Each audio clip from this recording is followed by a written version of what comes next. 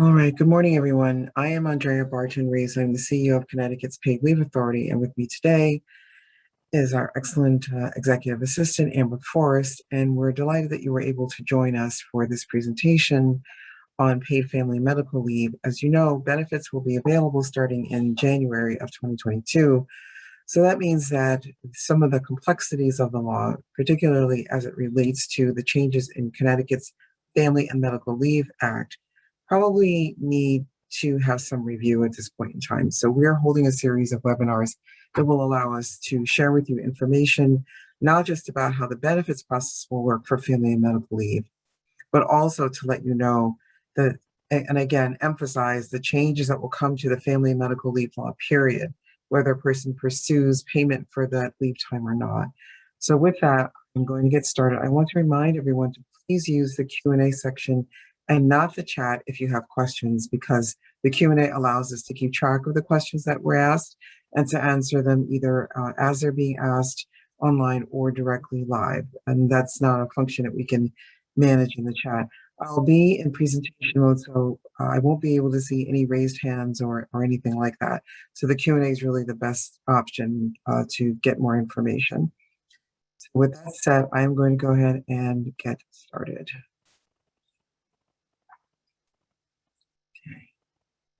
We can see your screen, Andrea. Thank you very much. Controls.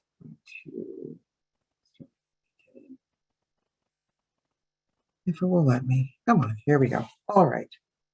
So we call our presentation, Hey, Do You Have a Minute? What small businesses need to know about the differences between FMLA and the Connecticut Paid Leave Act, because we know that when someone comes and knocks on our door and says, hey, do you have a minute? It's usually something that's pretty important.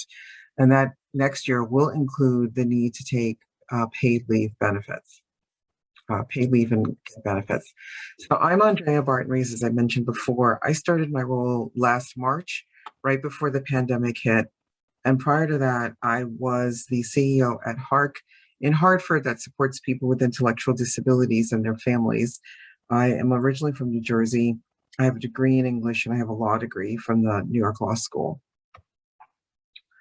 Today we'll talk about the paid leave program, and we'll make some more significant distinctions between FMLA and what we call CTPL, which is Connecticut Paid Leave, give you some direction on how to implement the Paid Leave Act and implement family medical leave, review some additional resources, and then we'll have time for questions and answers. Starting to talk about the Paid Leave Authority itself. We serve a growing need in the state, which allows individuals to care for themselves or loved ones without having to worry about lost income. And we do that by engaging in 5 functions. The first is outreach and engagement. The second is developing policies and procedures that are needed to run the program. The third is to establish the trust fund contribution rate and receive those contributions. Fourth, we audit and approve private plans. Employers have the right under the statute to create their own version of the plan as long as it meets certain statutory criteria. And finally, we administer claims for paid leave benefits. Here are some dates that you should be aware of. First is we opened up the process for employer registration in November of last year, which seems like it was a year ago, and that's for us, it's pretty amazing. We started to collect the contributions from employees that were remitted by employers in January of this year. And around that time in February, we also opened up the private plan application process that I just spoke of.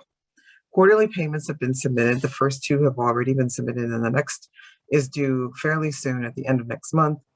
Starting in December, we will be accepting applications for benefits, and benefits will start to be paid in January of 2022. So who exactly is covered by this law? Which workers and which employees? The workers that are covered are those that work for an employer that has 1 or more employees, and that does include nonprofits and private sector employers with a unionized workforce. Those who are sole proprietors or self-employed individuals, they can choose to opt in, but if they do so by statute, they have to remain in for a minimum of 3 years. Those workers and employees who are not covered include those that work for the federal government. and state of Connecticut employees, except those that are defined as covered public employees. The same is true for those that work in municipalities or local or regional boards of education, unless they too have what are known as covered public employees, which I'll define in a moment. But those that work in non-public elementary or secondary schools are exempt from the statute because they do not and have not participated in family and medical leave in the state. There are some other entities that may be exempted because they're covered by other laws or as a result of other laws. And you can see that list there. That includes railroad workers, people who may live in the state but work for governments of other states. We do have a few people that live here and work for the universities in California, and a couple of people who work for the University of Chicago and the like. So if they work for other states and municipalities, they are not covered. People who work for other nations, those who are in interstate commerce, and some spouses of active duty military members who continue to pay taxes in their home state instead of where they are currently deployed. A covered public employee, as I mentioned earlier, has a few definitions. It is either a non-unionized employee of the state of Connecticut. It can also include those unionized employees in the state who collectively bargain to be participants in the program. An employee of a municipality or an employee of a local or regional board of education may also participate as a covered public employee if they collectively bargain to do so. In both of those circumstances, if the employees of the municipality or the employees of the local or regional board of education collectively bargain to participate, then all of the employees in both of those workplaces are participants in the program, whether they are in a bargaining unit or not. You can see that a municipality has a rather lengthy definition, and it can include places that we usually think of as municipalities, towns, and cities, but it can also include a regional council of governments or a flood commission. A bit about sole proprietors and independent contractors. If you pay self-employment taxes as defined by the IRS, you are not considered an employee and you're not required to participate in the program. You can choose to enroll if you want to, but you have to stay in for 3 years.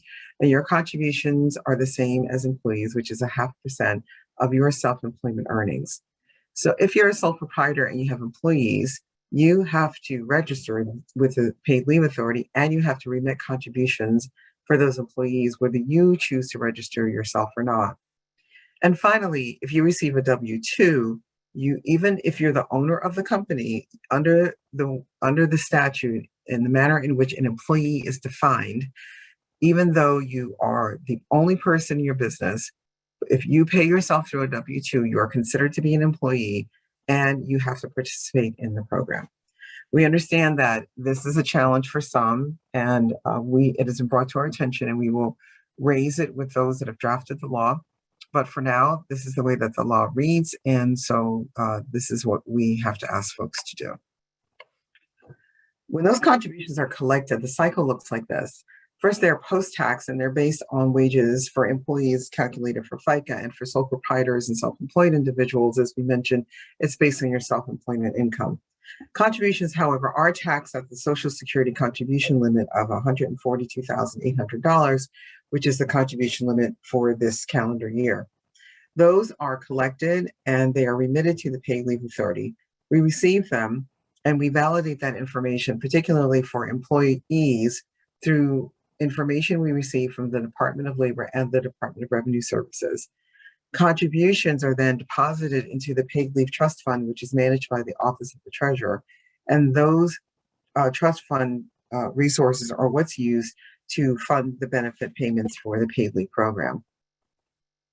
Let's review a bit the differences between FMLA and paid family and medical leave. So this may be a review for those of you who are very conversant with FMLA and Connecticut FMLA, but for those of you who are new, this may all be a lot of information. So wherever you meet this, we just ask for your patience. So FMLA stands for the Family and Medical Leave Act. There is both a federal and state corollary to this law. Both of them allow for job-protected time away from work for specific reasons. And as we sit here today, they are both unpaid, although employers can adopt policies that would allow for some form of income replacement. Some employers go ahead and they offer the paid leave to their employees, And that is part of what they do. We do have some large employers in the state that actually do that. And many employers require or permit their employees to use their sick, their vacation, or other kind of paid time off that they have to cover the time away, to use it as income replacement while they're out on FMLA. For the Connecticut FMLA, this will change significantly in 2022. A few highlights, and I'll go through this in a bit more detail. The current laws require a certain number of hours be worked and a certain amount of time be worked with the employer before eligibility for FMLA kicks in. That will be changing next year.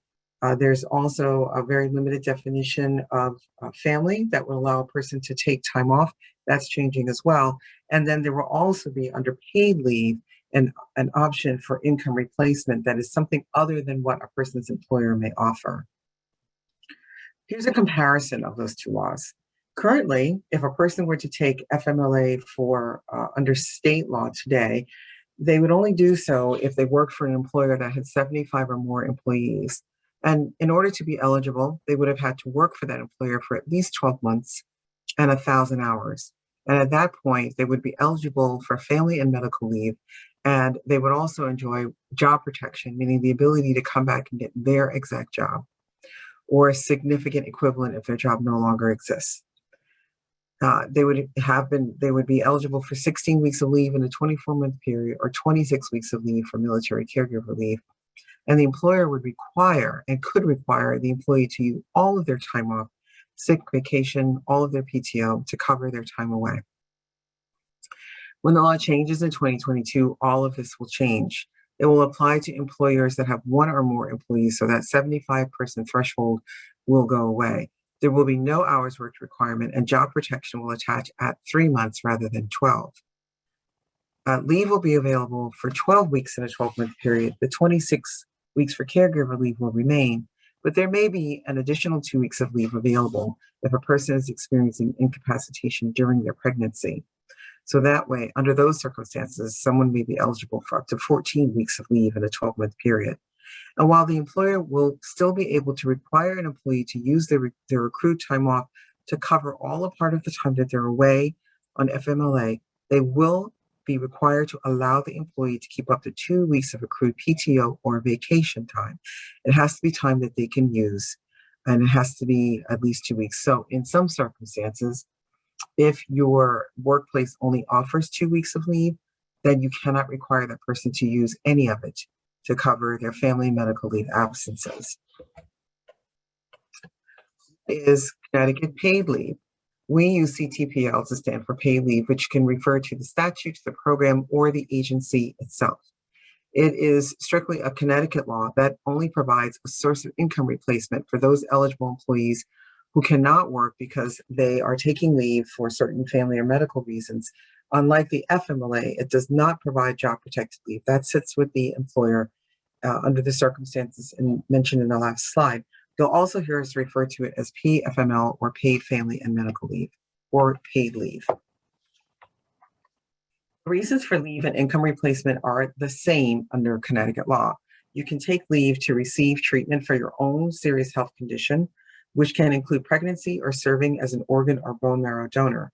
You can take leave to care for a family member who has a serious health condition, or to bond with a new member of your family, whether they become a new member due to birth, adoption, or foster care. You can take military caregiver leave to care for a family member injured during active duty, or you can take what's known as qualifying exigency leave to help with specific issues when a person is going to be deployed overseas. And what is unique to Connecticut is that up to 12 days can be taken to have income replacement when you are dealing directly with issues related to family violence. The state has a Family Violence Leave Act, which allows up to 12 unpaid days for a person to address issues that arise due to family violence. This law will allow that person to be paid for those 12 days. I mentioned earlier that there were some restrictions to who could be cared for when a person takes family and medical leave right now. That will be changing starting in 2022.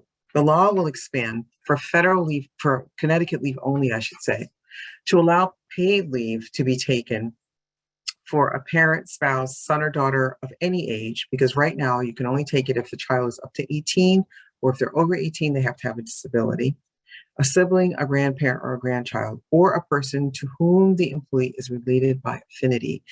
And what does that mean exactly? That means any person with whom the employee, self-employed individual, sole proprietor, has a significant personal bond that's like family, listed in the statute, regardless of their biological or legal relationship. We often get this question, which is, so how will I know that and how will it be proven? The Department of Labor is responsible not only for having defined related by affinity, but for determining the proof that will be required in order to show that the person does have that significant personal bond. And we will release that list of what can be used as proof as soon as it is completed by the Department of Labor. But if you look at, for example, the last bullet here, where it mentions that there may be an unmarried significant other of the employee, and they have a familial spouse-like relationship, but they are not married, but they own property together, they may raise children together, they may be the beneficiary on one another's life insurance policies and the like. That would be, for example, some proof that the person does have a significant personal bond, although they are not in a relationship that is recognized as a legal marriage in the state of Connecticut. This is a summary of some of the eligibility requirements for being able to take leave. For federal leave, that law has not changed. You still have to work for the employer for at least 12 months, and you have to work 1,250 hours before you can take leave under federal law or enjoy any job protection. Starting next year, as I'd mentioned, job protection will attach at 3 years and there's no hours work requirement. To take paid leave benefits, however, a person has to have earned at least $2,325 and the highest earning quarter of the first 4 of the 5 completed quarters in order to qualify for benefits. And that can be earned from one or more employers. In addition to that, they obviously have to have a reason that they're taking leave and time that they have not exhausted. And they have to be currently working in the state. They had to have been employed and have been employed in Connecticut during the 12 weeks immediately prior to the time that they apply for leave. So they may have had a job and have lost it for any reason. And let's say in week 8, they encounter a circumstance where they have to take paid leave. As long as we can show that they have worked in the state, that they have earned the 2325 in that time period that is noted there, is also known as the base period, and they have a reason for leave, they would be eligible to have paid leave benefits, although they are not currently working. A sole proprietor or a self-employed individual who's living in the state and they've opted in, again, meeting all of these criteria, would also be eligible for paid leave benefits. Here's a summary of the time off that I did speak to this earlier. The federal remains the same. Connecticut job protected leave is that 12 weeks in a 12-month period, up to 26 weeks for caregiver leave. I mentioned the 12 days for the Family Violence Leave Act, and the 2 weeks that might be available for incapacitation during pregnancy. These same job protected leave reasons are also the same reasons you can take leave and receive paid leave income replacement benefits. How do we implement the Paid Leave Act? So let me start by talking about the responsibilities that exist for different parties for collecting the contributions to the trust fund. So the workers are responsible for contributing 0.5% of their FICA wages up to the Social Security limit. The employer is responsible for creating an account, and they have to do that by going to ctpaidleave.org. They are also responsible for deducting the 0.5%, whether you do it yourself or you have a third-party administrator, and remitting that to the authority with the documentation that you will be asked for when you'll receive a list of what that is when you register. At the Paid Leave Authority, our responsibility is to receive and reconcile those contributions, to process any differences in payment, whether they're overpayments or underpayments. And we haven't yet, but we will start imposing penalties on those employers that have not complied. The Department of Labor is responsible for determining whether an employer can have more time to collect that 0.5%, particularly if they're only learning today, which some employers have told us they've only learned last month, last week, very recently, that they were responsible for collecting the 0.5% since January. And it is not us, it's the Department of Labor that makes a determination as to whether or not they will extend a period to allow for any catch-up. Now, here are the responsibilities based on claims. So as I mentioned earlier, benefits will be available starting in January. And so the questions that we're getting now is, so what do I do? What do my employees do? What does AFLAC do? And what are the responsibilities of the Department of Labor? And here they are listed here. So workers and employees are responsible for submitting applications in a timely fashion. They'll have to do that by creating an account on Connecticut Paid Leave site. That is because the account provides the security that they need to protect the information that they will be submitting, which will be personal information about why they're taking leave. They will need to provide supporting documentation. And once they've created an account, they will be responsible for updating it with any absence information and any other information about other sources of income that they may not have reported when they initially submitted their application. Finally, they are responsible for letting employers know that they are filing a claim and that they are taking leave. With respect to employers, we will be asking you to submit and complete an employment verification form, which will be either sent to you directly by AFLAC or the employee really should be bringing this to you. We'll be asking you to validate their absences and let us know whether there are any other sources of income that they might have, like short-term disability or your PTO policy that might actually cover this. We will ask you to let the workers know about whatever your PTO policies are and to refrain from discriminating against the worker for taking leave. The other thing I should also mention here is that workers should know that your PTO policies, if they include calling in and the like, they should be doing that as well. We are administering paid leave benefits with AFLAC as our partner. AFLAC will take in the claims information, determine the eligibility. They will also be asking for all of the supporting documentation and making a determination as to the eligibility of claim, approving or denying those claims as appropriate. They will make the calculation of the benefits, monitor the claims, and they will assess any request for reconsideration if a claim has been denied.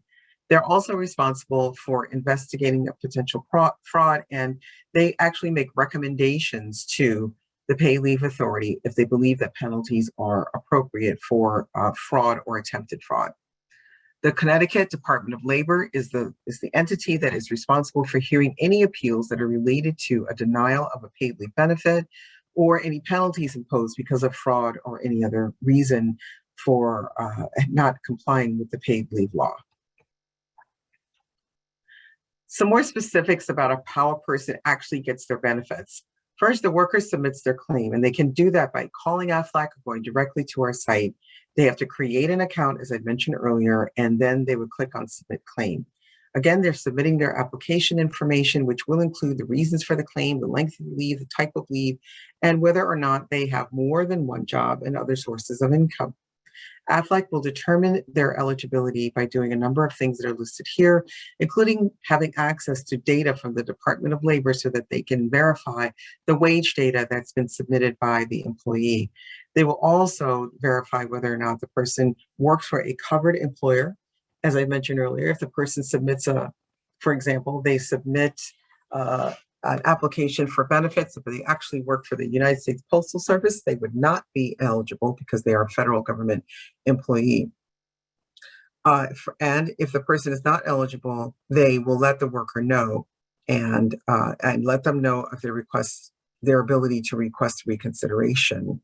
If the claim is approved, then the person can continue to, they will continue to provide more documentation if that's needed. The AFLAC will let the worker know that more documentation might be needed. And if the claim is denied, however, then they notify that worker and to let them know they have the right to reconsideration. AFLAC then is also responsible for calculating the benefits and issuing those benefits. Benefits are issued only in two forms. They're either directly transferred into the person's bank account, whether at a bank or a credit union or wherever their bank may be, and or on a stored value card, also known as a debit card. Now, the benefits will be issued each Tuesday, 2 weeks in arrears. And here's an example here. So if you apply for benefits and they're approved and your benefits, excuse me, would be through the week of 122 through 1/8, those benefits will be issued on 1/18. And the worker is responsible for letting AFLAC know of any changes, including whether or not their leave will be longer or shorter, or if their leave is moving from what we call a block leave, which is when we take leaves in at least an increment of a week or more, or if it would be going to intermittent leave, which would be leaves that are taken in usually increments of hours or half days. How much is a person actually paid? Well, it depends on how much they make. If they make less than or equal to the minimum wage multiplied by 40, then they will get 95% of their they will get 95% of their wages. So it should be if their workers' base weekly earnings are less than or equal to the minimum wage, then they get that 95%. If they get more than the minimum wage, then here's what happens. They get the weekly benefit rate of 95 times 40%, and the difference between that and what they make. And I have an example on the next slide. But under no circumstances does anyone receive more than 60 times whatever the prevailing minimum wage is. And right now the minimum wage is $13 an hour, so no one will receive more than $780 a week. Here's an example of the minimum wage at $13 an hour and what the benefit payments might look like. Worker A does earn $13 an hour. So they get 40 times 13 as a calculation of their base weekly earnings, and 95% of that gets them $494 a week. Worker B earns a bit more, $13.50. So we calculate their base weekly earnings at $540. They too then get the 95% of the base weekly earnings, and then they get 60% of the difference between the minimum wage and what they earn. And in this case, they get $506 in benefits. Often we're asked, so what is the intersection between what employers provide, paid time off and other benefits, and what the paid leave authority will pay? So let's start here. So the employer can still require or permit the employee to use their sick time or any other paid time off while they're out on approved leave. But as I mentioned earlier, they have to allow them to retain 2 weeks of paid time off, and that's by law. But if a worker doesn't receive any employer provided PTO, then they can come to the paid leave authority and apply for their full set of wages based on what I noted earlier, according to the formula in the statute, for all of the time that they'll be away. But if they do get employer provided benefits that's equal to their regular pay for the full amount of time that they're out, then they don't get anything from the paid leave authority. And we do have some employers that actually do offer this very rich benefit, and those workers will most likely not be coming to the paid leave authority. If they do, their claim for benefits will be denied because they are receiving employer provided PTO that's equal to what they would normally receive in pay. Now, if a worker receives employer provided PTO that's equal to their regular pay only for a portion of the time they'll be out on leave, then we will pay, but not until the worker stops receiving that employer provided paid time off. So if someone's taking 8 weeks off and 4 of those weeks are paid by their employer, they can come to us after they've exhausted those 4 weeks from their employer, and we would pay the remaining 4 weeks of their time that they're out on paid leave. If a worker receives employer PTO that's less than their regular pay, they'll begin to receive that when they start their leave, but their benefits will be reduced by the amount that's the difference between what their regular pay is and what they will get in their benefits, so that they don't get more than 100% of their regular pay. Some tips that you should let your employees know about. If they're trying to figure out what benefits they'll be getting from the paid leave authority, they need to know a few things from their employers, whether you will require them or permit them to use their paid time off while they're out on leave, because that will determine how many days or weeks that they'll have to use before they are eligible for paid leave benefits, and whether there's any rules that they need to know about how they can use their time. And if their employer offers a short-term disability policy, I guess they need to know whether or not they even offer one. And when they do offer one, what exactly are those terms and conditions? Will it replace paid leave benefit for all or part of the time? Will it replace part or all of their salary? Exactly what are the terms and conditions so that we can know what their benefits will be and what difference will be paid between what they'll receive and what will be paid by the paid leave authority.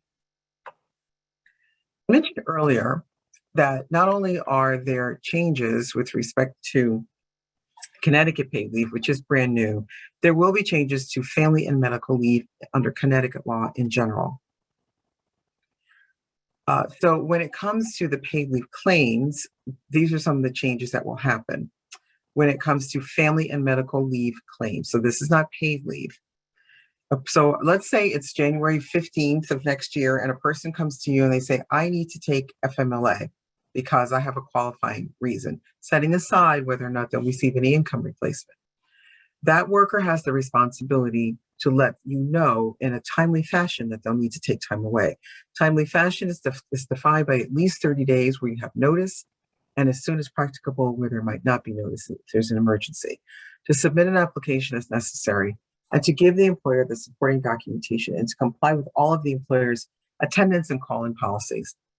As the employer, it's important for you to establish a leave policy, particularly given that the Connecticut FMLA is changing considerably next year, to have a poster, which the DOL will be providing, and to process those leave requests and monitor leave usage, and to manage that worker's return to work, and also to refrain from discrimination. The paid leave authority really doesn't have any official responsibilities when it just comes to family and medical leave.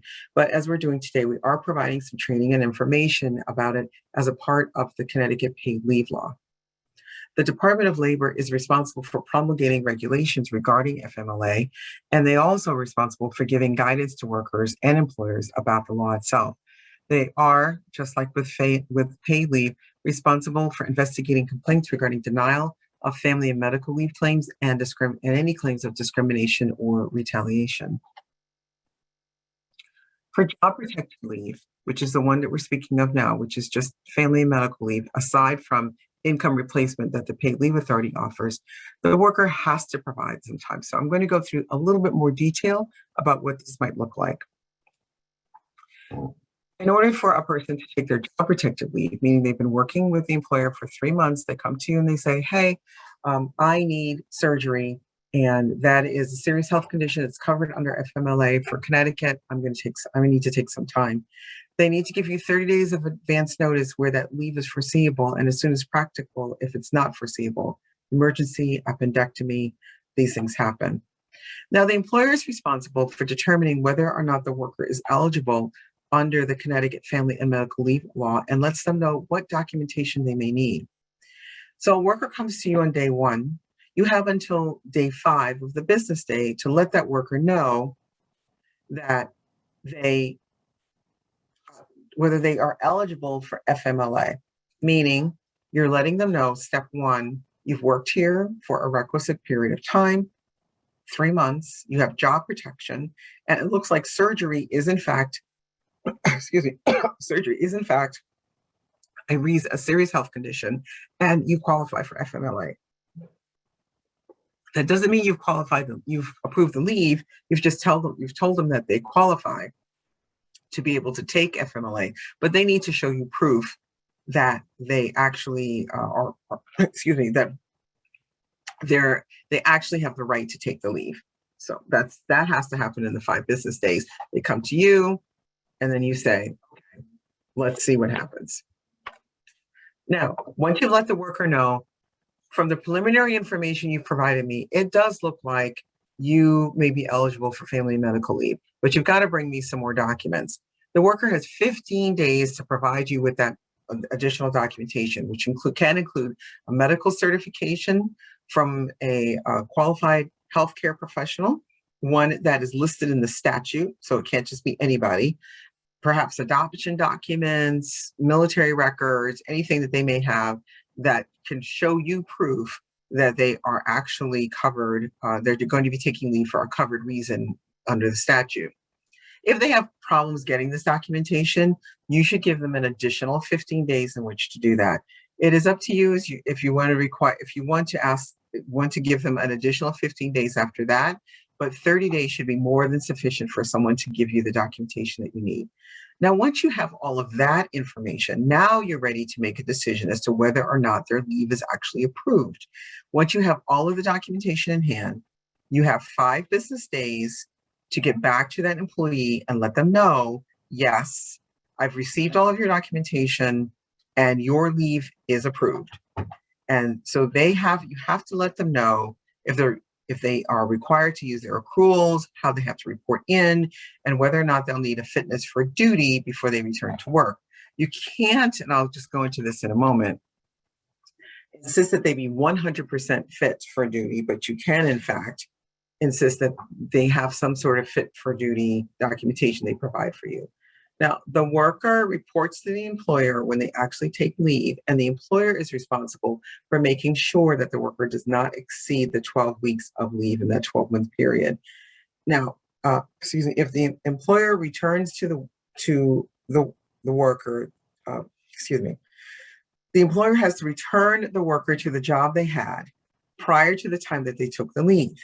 It's the same job, same terms, same conditions. This is why you're probably wondering, why do we keep talking about discrimination and refraining from discrimination? Because sometimes this is what happens. A person goes out on leave. Maybe they weren't your favorite employee when they went out, and you find this other fantastic person to fill the job when they're away. And your deepest desire is that the fantastic person stays in the role and the other person finds their destiny elsewhere.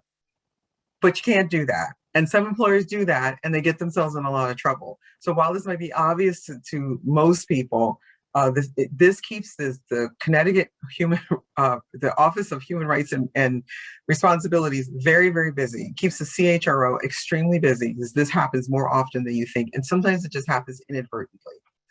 So you have to return the person to their job, and you can't insist that they be 100% fit for duty or totally recovered, because they may be eligible for some accommodations under the Americans with Disabilities Act or the Connecticut Fair Employment Practices Act.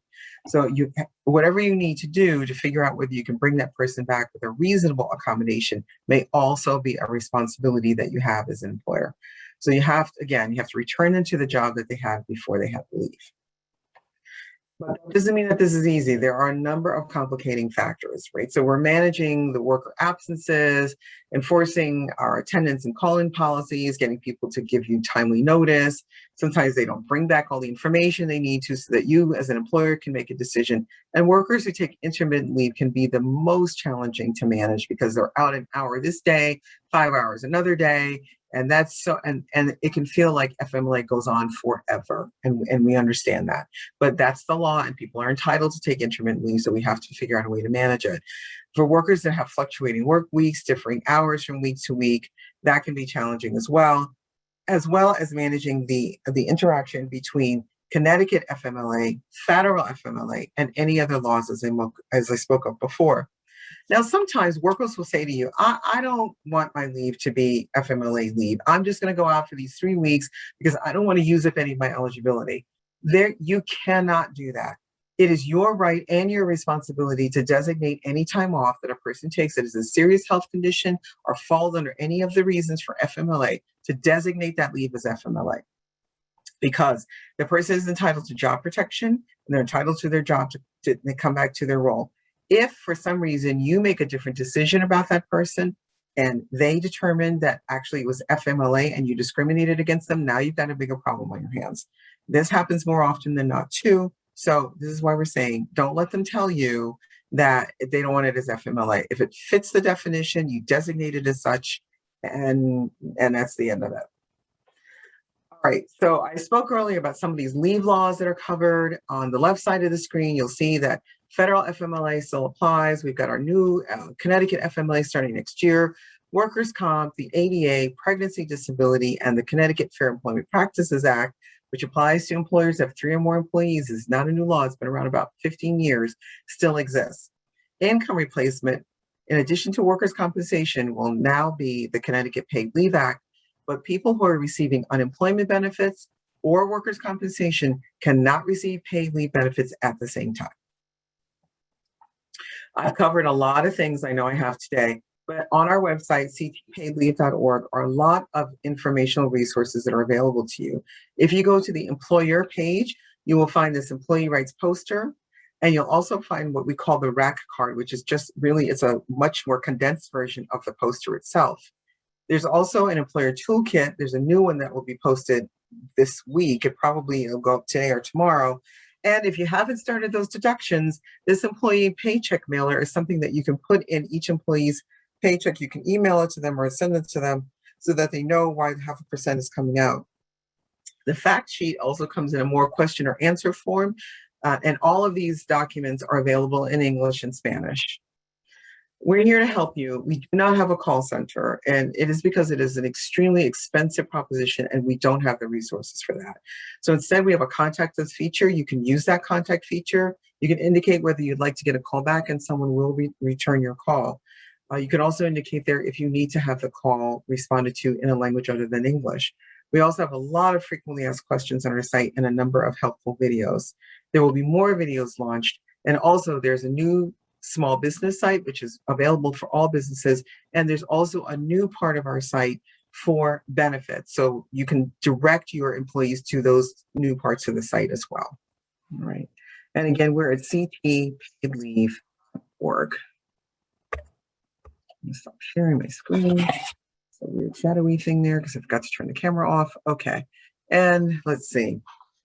So, Amber, do we have any questions at all? We do. We have just a few. Okay, great. I'll start at the top with Abigail O'Connell. Abby, Given how are the you? unusualness of the Connecticut Department of Labor's recent announcement to cap Connecticut FMLA at 12 weeks for leaves flowing into 2022, instead of providing 16 weeks, is there a risk for employers who give 16 weeks for leave starting in 2021? Abby, that's a great question. And I can sit here today and tell you, I don't know. So the risk that comes to mind immediately is that employers may truncate leave for people who actually are eligible for the 16 weeks because they started their leave in 2021. But let me get back to the Department of Labor and then get an answer to you for that, because that is something different than what I understood they were doing. So I need to understand that better. Andrea, I did note that on our stickies. Okay. We have an employee who is looking to use Connecticut paid leave starting January 1st of 2022. She is pregnant and due the end of December 2021 and is looking to start benefits on January 1. How quickly will people be accepted into the program, and how quick can we expect employees to see funds? All right. Well, congratulations to her. That's very exciting. She'll actually be able to submit her claim starting in December. So if she's due at the end of December, she'll actually be able to apply starting December 1, and benefits will start on 1/1. But as we mentioned, they're paid 2 weeks in arrears. So the example that we provided in the presentation is that she can begin to receive her benefits starting on 1/18. Once all of the documentation is submitted, it should not take more than 30 days for a person to get their approval and start to get their benefit. If it takes longer than that, I mean, if she's already got her medical certification lined up and her wage data, then it shouldn't take that long. And we're looking at a turnaround time that's less than 30 days, and that's really the goal. It probably shouldn't even take that long. That's actually the outside amount of time if everyone's turned in everything on time. Great, thank you. Next, could you please provide some examples of when employees may be eligible for the 2 additional weeks of leave for incapacitation during pregnancy?